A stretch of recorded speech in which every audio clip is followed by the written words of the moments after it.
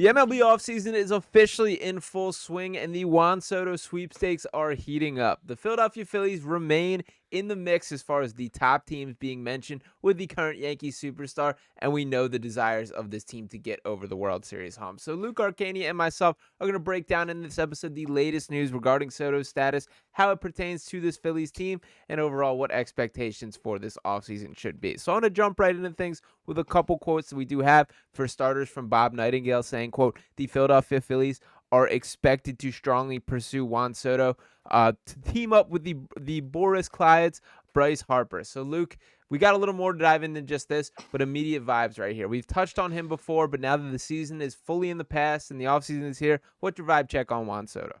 Oh, I've already said, man. Blank I check do season. I do bad things, like bad things.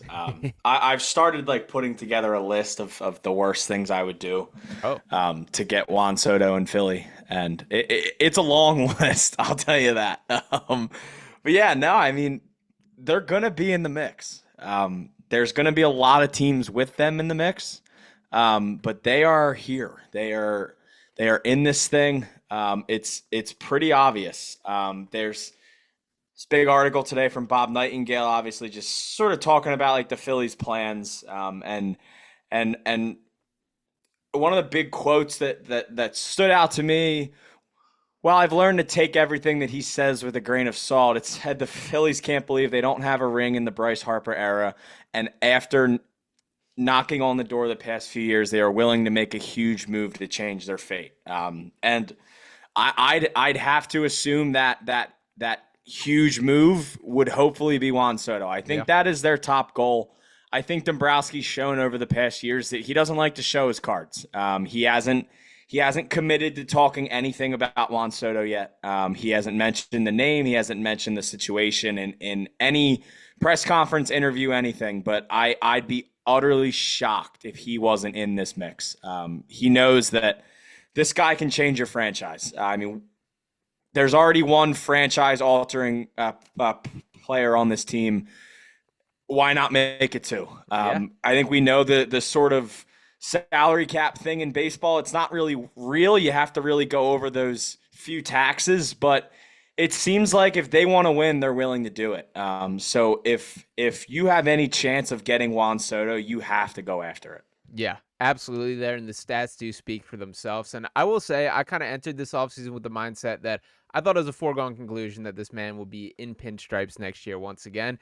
I will tell you what changed my mind on this is shortly What color pinstripes, though? I guess that's a good point. I What did color not. pinstripes? I still mostly lean towards him returning to the Yeah. Yankees, but this did really change my mind. As shortly following the World Series loss, he said, quote, I'm really happy with the city, with the team, but at the end of the day, we will see. Soto said after the Yankees lost to the Dodgers in the World Series. We're going to look at every situation, every offer we get. I don't know what teams want to come after me, but definitely I'll be open to listen to every single team. I don't want to have any doors closed or anything like that, so we're going to be available for all 30 teams. Now, to add a little bit more context to how this could work, as you did mention the money, Luke, we did get this interesting article from Jim Bowden here who wrote, quote, they've got the money, Bowden said. Why? Because JT Realmuto and Kyle Schwarber's $38 million comes off the books after 25. Castellanos' $20 million comes off the books in 26. Okay, that's $58 million bucks coming off. $58 million bucks coming off, everybody. So if I do a 15-year deal, if I do a Bryce Harper type deal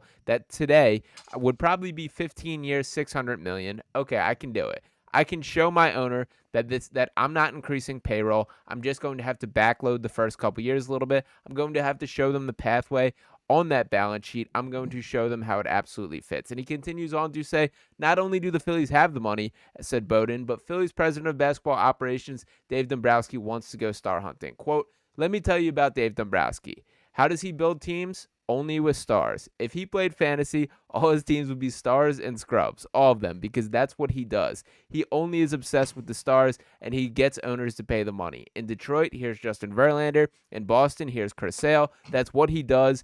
And what is the Phillies' biggest need? A left-handed hitting outfielder. So I do love how the picture is painted here. I do think that paints Dombrowski a little bit in incorrect light as far as we have not seen him walk that much in Philadelphia. I think he's been a little bit more conservative with the prospects than I personally expect to be the case. But after reading all that, Luke, what are your thoughts on the sales pitch? Yeah, so as far as the sales pitch, I think Dombrowski's shown that he's willing to spend the money. As is I think Middleton, by the way. I think yeah, and that's that sort of Middleton Dombrowski combo. Like Yeah. they're willing to spend the money. When it comes to the trade deadline, they've definitely been more back. Yeah. They haven't really gone for the big name at the deadline. They haven't been willing to give up a lot of these prospects. But at the same time, I think they're starting to realize that in 2028, this team has three guys on the books. Um, Aaron Nola, Trey Turner, and Bryce Harper. That's it. The true core. Everybody on the team right now is off of the books Mhm. in 3 years. So I agree with sort of how they've been a little more in with their prospects. I think they know that a lot of these prospects have a chance to be the future of this team. If you talk about a guy like Andrew Painter, Justin Crawford, Aiden Miller, I think all three of those guys could be pieces of this team in 2026. So that's where I think the sort of deadline stuff is back. But I mean, as far as the money, I mean, we've seen it. Yeah. We've seen Middleton go throw Harper the biggest contract in the history of baseball at the time. We saw Dave Dombrowski and Middleton give a $300 million deal to Trey Turner. And it doesn't matter how you think that's turned out so far. They've still been willing to spend the money on the guys that at the time have deserved the money. They've given Nick Castellanos $100 million. They've given Kyle Schwarber one of the best deals that this team has ever signed. So it's not a surprise. I mean, they gave Walker $72 million. Was it a good contract? No, but they're willing to spend the money. So they haven't shown any signs of being cheap. They said they want to spend stupid money, and they have the chance to. They have the chance to spend some money that really wouldn't be stupid. The amount would be stupid, but it would be deserved.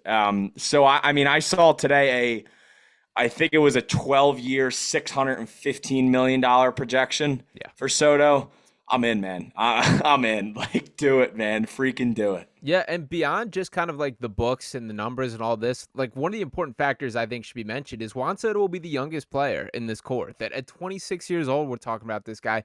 This isn't some like, yes, it is a finishing piece to the extent of getting over that World Series edge, but it isn't this finishing piece in terms of a short window for when you'll have effective baseball from this guy. This is going to be like a foundational piece for the foreseeable future. This is something that I think He's you check. 26. Yeah, the youngest part of the core. It's ridiculous there. So I think you do check kind of both those boxes here. So my last question before we wrap up here, Luke, if Juan Soto joins this Phillies team, are they the World Series favorite heading into next season? They have to be. Love they it. have to be.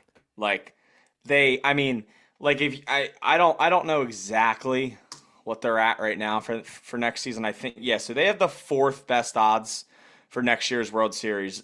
They're plus 1,000. The Dodgers lead the way at 4-1. Right. I mean, I'd be shocked if I mean, they'll definitely jump the Braves. They'll definitely jump the Yankees because these Yankees lines, I think, are set up With Soto. to have Soto back. Yeah. The second Soto doesn't re-sign with the Yankees will drop far.